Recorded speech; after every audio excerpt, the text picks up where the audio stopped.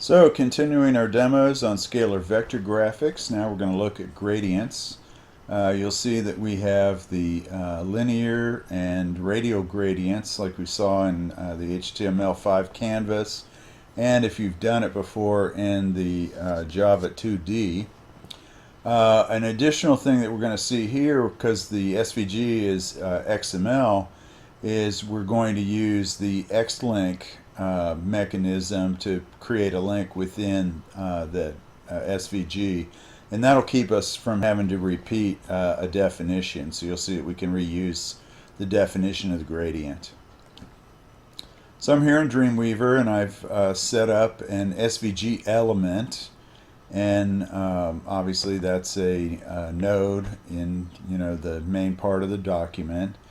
It's 800 by 800, pretty much what I've been doing all along.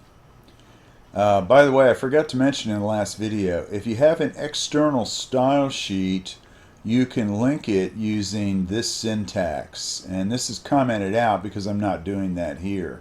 So you can see it's the same way that I link a style sheet to an XML document. Of course, that's what this is. It's just an SVG XML document.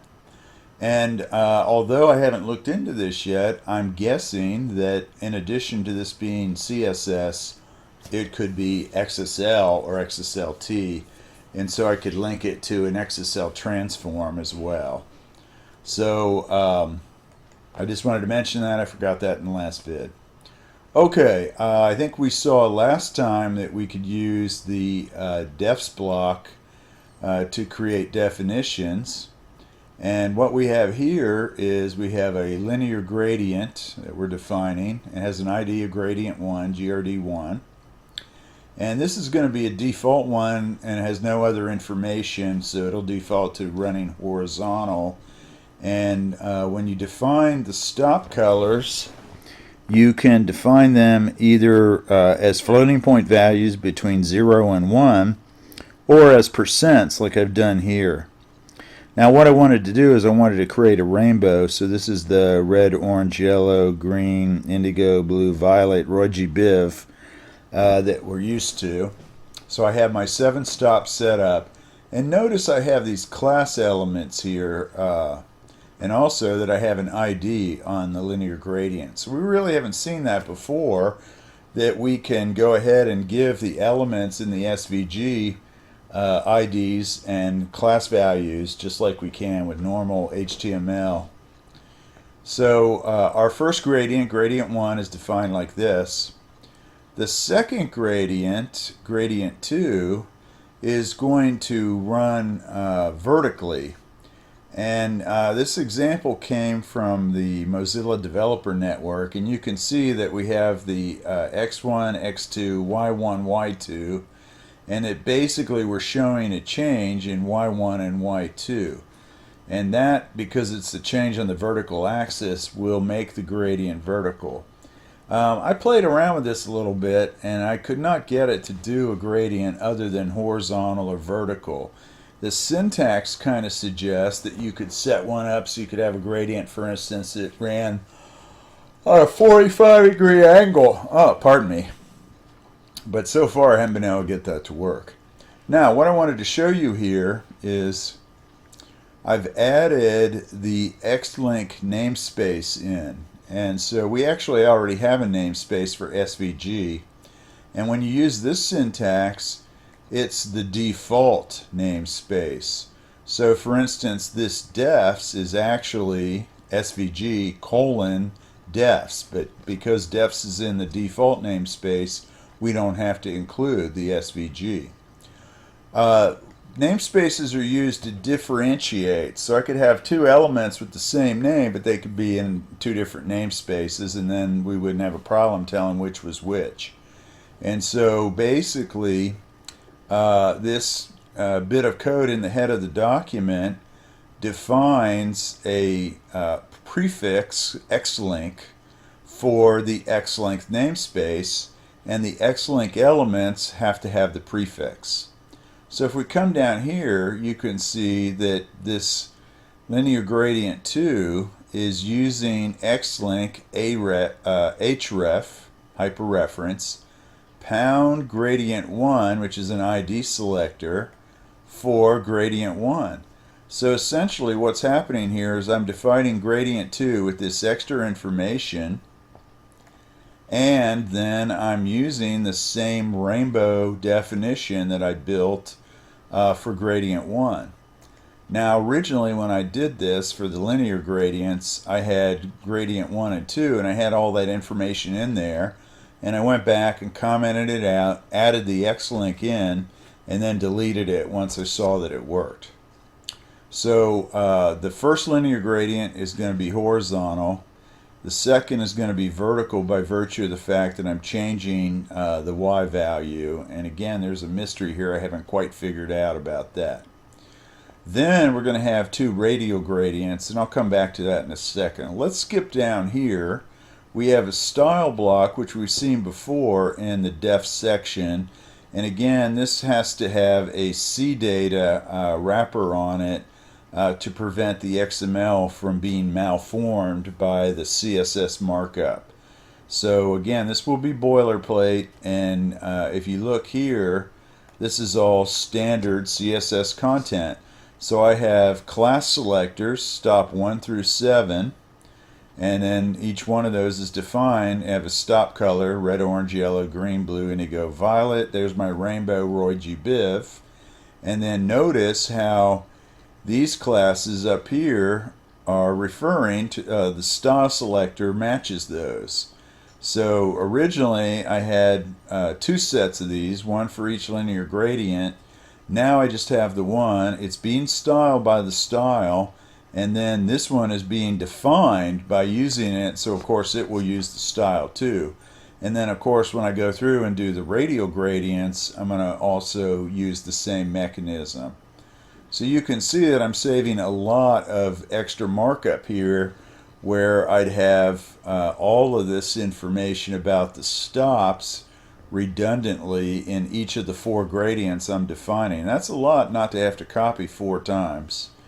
And that just makes the code easier to maintain, and obviously it performs better because it's going to be a smaller file that gets downloaded, etc.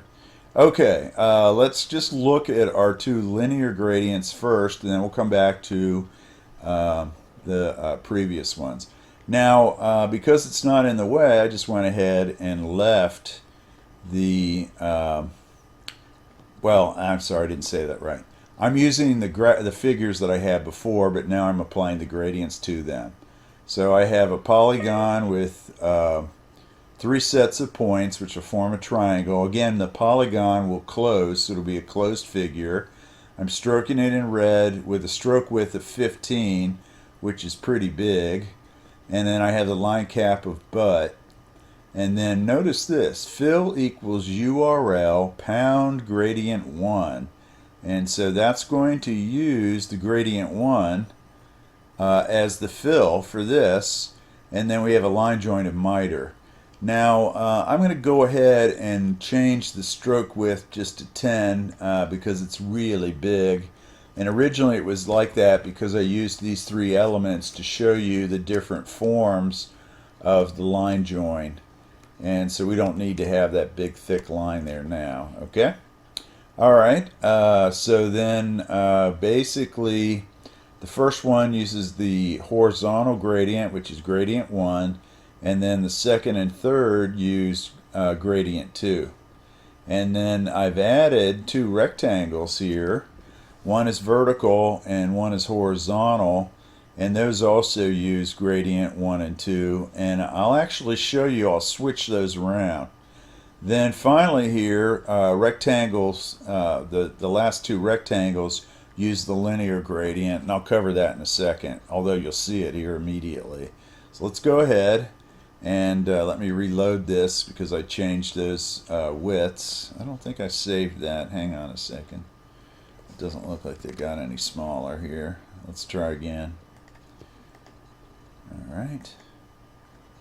You know, just to be on the safe side, I'll make sure I got the right file loaded here. So, there we go. Yeah, see, so you can see it, they are a little smaller now. Okay. So again, this is my gradient 1, which runs the default, which is horizontal. And then here's gradient 2, which runs vertical. And then you can see here that I have the horizontal gradient 1 and the vertical gradient 2. And I'm going to switch those now because it's kind of a cool effect. So I'm going to come on over here and make this first rectangle use gradient 1 and the second one use gradient 2. These are my linear gradients. And then I'll reload the page, and let me resize the page too so it fits on the screen here. Okay, so now you can see that this is the horizontal and this is the vertical gradient. So that kind of looks more like a rainbow like that, which is really cool. I kind of like that. Okay, you can already see the circular gradients. Let's look at the code for how those work. If we come back here, let's go back up and look at the radial gradient. So the radial gradient, again, I'm using the X-link. Now, but actually I forgot to take this out. So I can go ahead and remove this because I already defined it once in the head of the document. So if you don't refine that in the head of the document, then you have to define that each time in the document. And basically, because I moved that up here and put it into the head, I no longer need to do that. And so you can see that the first one I'd left it in, I forgot to delete it, and in the second I already had it taken out. And obviously you've already seen that these work, so it works fine. Okay, so this first linear radial gradient, we don't have any data on it here except the link to the stops, and so it kind of defaults. And as far as I can see, let's see, it just uses the center of the figure by default. And then if we look at this one here, I have a CX, which is center X, and a center Y. And those are 1/4 off. So again, this is a relative measurement. It's like a percent of the figure. And now let me change this back because originally this was 50. So let me save this and I'll show you. So this is the second linear gradient and this is the first.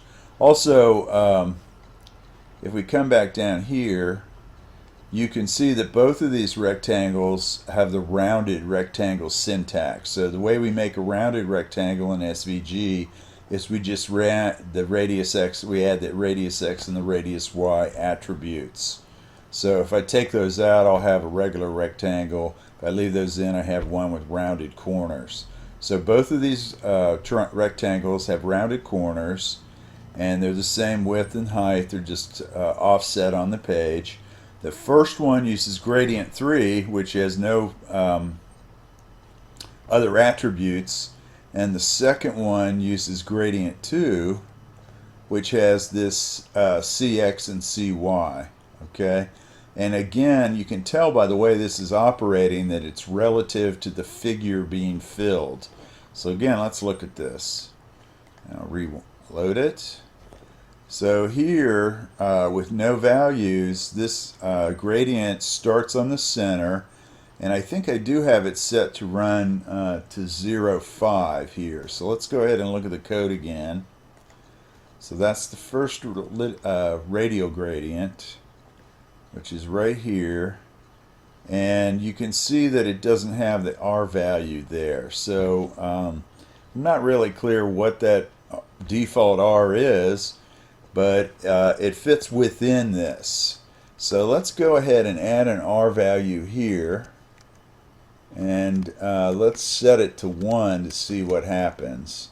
And just to be on the safe side, I'll make that 1.0 because it's supposed to be a floating point number. I think it would probably work anyway, but oops, it's not what I wanted to do. Control S, there we go.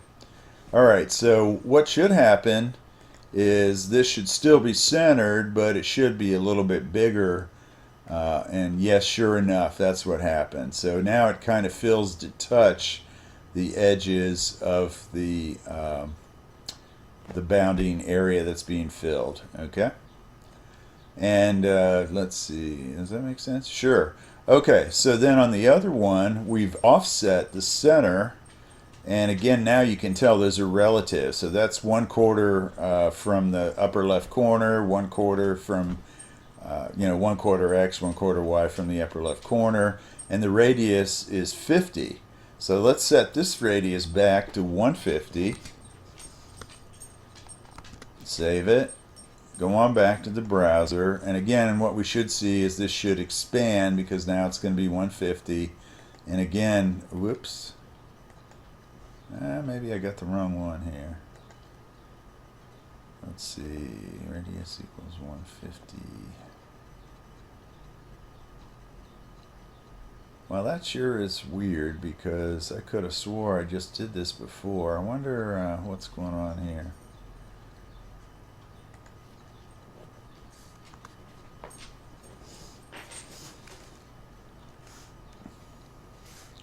Let's make it 10 and see. So there's some subtleties here that I don't quite have down. You can tell I'm kind of experimenting with the possibilities for these. There we go. So now I'm almost suspecting that it won't let you go beyond 1. Just one more time. Let's say 125.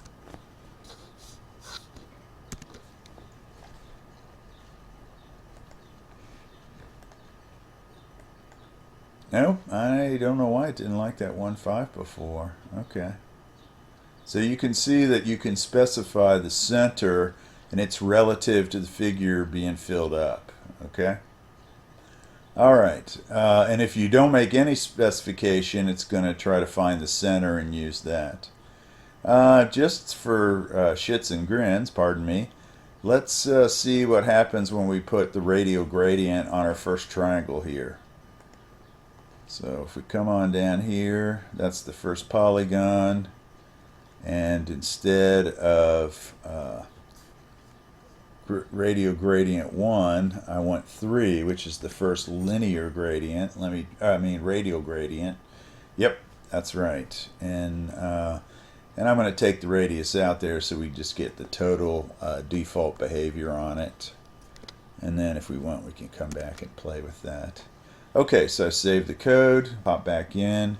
I'm going to refresh and we'll see the radial gradient appear on the first triangle. And there it is. And it's kind of interesting, but it looks like it's a little distorted because the center point of the triangle, and it not being an equilateral triangle would be my guess. All right, I think that's enough playing around with that probably. So again, let's just refresh this. If I want to use Xlink in an XML document, I have to include the definition for the Xlink namespace. And if I want to do that inline, I have to do it every time. But if I put the definition up here, this really is defining what Xlink is. And then when I use it down here, it's used, okay? Otherwise, I'd have to define it every time. So it's very common to put this in the head of the document. And really, this is just another namespace, but because it's not the default namespace, it includes this extra part, which is the prefix that gets applied to elements that are from that namespace. Okay, so that's important. And then basically what I use the Xlink for here within the document is to refer to other elements in the document using an ID style reference. And in this case, it saves me redefining all these stops to get the rainbow effect. So I have the first gradient where I include the first definition, and then the other 3 gradients use that same definition simply by referring to it. Let's see. Yep, I think that's pretty good. So again, we have linear gradients and radial gradients. Seems like I'm missing something here. I could not figure out how to get the linear gradient to move other than either horizontally or vertically. There might be something I'm missing on that. One way to do that probably is to use a rotation transformation, which I know the SVG supports. We haven't covered that yet though. But and it might be something simple that I'm doing wrong. I played around with those values and I just could not get it to reasonably work. Okay, that's enough for now.